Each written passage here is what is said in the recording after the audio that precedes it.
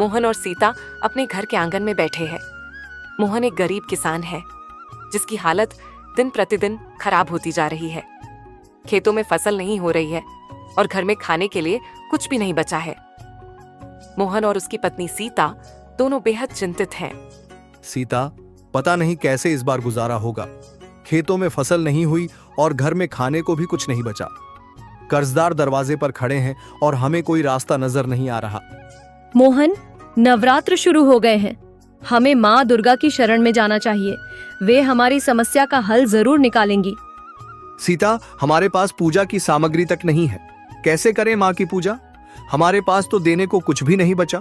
माँ दुर्गा को किसी सामग्री की जरूरत नहीं है मोहन। उन्हें सिर्फ सच्ची भक्ति चाहिए। हम अपना दिल खोलकर माँ से प्रार्थना करेंगे। माँ हमारी प्रार्थना जरूर सुनेंगी।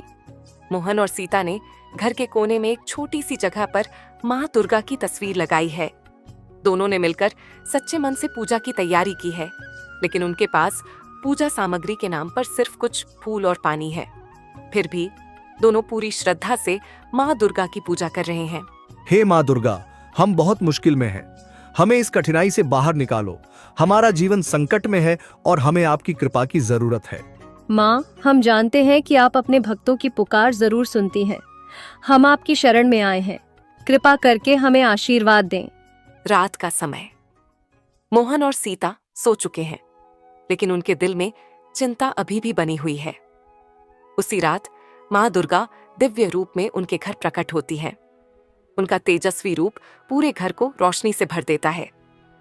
मोहन और सीता की नींद खुल जाती है और वे माँ दुर्गा के सामने हाथ जोड़कर खड़े हो जाते हैं।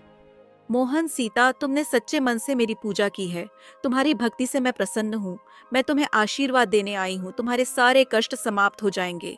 हे माँ, क्या सचमुच आपने हमारी पुकार सुनी? हम धन्य हो गए माँ। माँ, आपने हमें बचा लिया। हमारे पास आपके लिए कुछ भी नहीं था, फिर भी आपने हमारी प्रार्थना स्वीकार की। भक्ति किसी वस्तु की मोहताज नहीं होती। सच्चे दिल से की गई प्रार्थना ही सबसे बड़ी भेंट है। कल जब तुम अपने खेतों में जाओगे तो तुम्हें मेरा आशीर्वाद महसूस होगा। तुम्हारा खेत हरा भरा हो जाएगा और तुम्हारे परिवार की हर मुश्किल दूर हो जाएगी। अगली सुबह मोहन और सीता जब जागते हैं तो वे रात की घटना को स्वप्न समझते हैं, लेकिन जैसे ही वे अपने खेत की ओर जाते हैं, वे देखते हैं कि खेत में चारों ओर हरियाली फैल चुकी है। फसलें लहराने लगी हैं और बंजर जमीन अब हरी भरी हो गई है। मोहन की आंखों में खुशी के आंसू आ जाते हैं। सीता, देखो, माँ दुर्गा का चमत्कार। हमारा खेत फिर से जी उठा है। अब हमें कोई चिंता नहीं। माँ ने हमारी पुकार सुन ली। मोहन, हमें कभी उम्मीद नहीं छोड़नी चाहिए थी। माँ दुर्गा हमेशा अपने सच्चे भक्तों की मदद करती हैं। मोहन और सीता का जीवन पूरी तरह बदल गया है।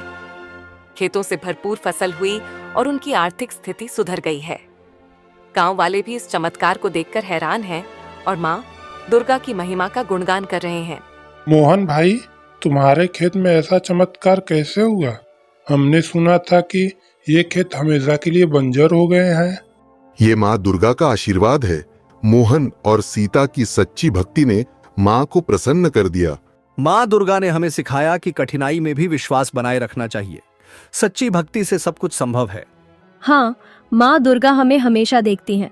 हमें सिर्फ अपनी आस्था को बनाए रखना है और माँ हमारी हर समस्या का हल निकालती है। दोनों माँ दुर्गा की प्रतिमा के सामने धन्यवाद करते हैं और उनके दिल में आभार का भाव उमड़ता है।